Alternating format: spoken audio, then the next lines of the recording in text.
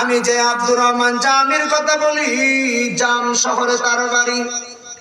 মাশরিক এবং মাগরিবের বড় আলেম, এত বড় আলেম আব্দুর রহমান জামি বলেন, আমি দুরূদ শরীফ পড়তে পড়তে আমার এমন এক হালত তৈরি হয়ে গেছে, আমার মনটার বসায় রাখতে পারি না। আমার মনে চায় আল্লাহ রাসূলের রওজাকে সামনে নিয়ে দুরূদ শরীফ এবং সালাম দিয়ে কলিজা ঠান্ডা করতে।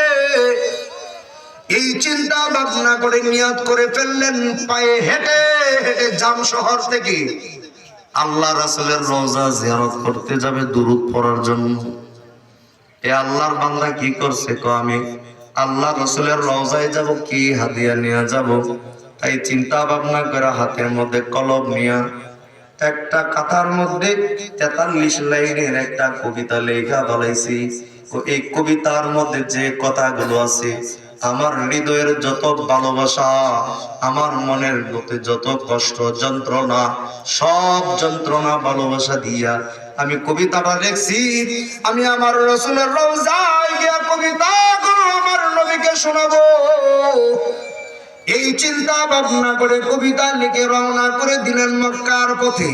ছেড়ে দিলাম আমার নৌকা ওই মদিনার তীরে, ছেড়ে দিলাম আমার নৌকা ওই মদিনার তীরে।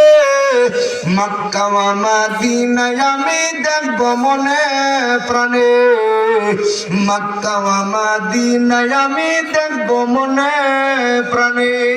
আনন্দ উল্লাসিয়া গান গায়া গায়া রওনা করছে আল্লাহর ঘর বাইতুল্লাহর দিকে।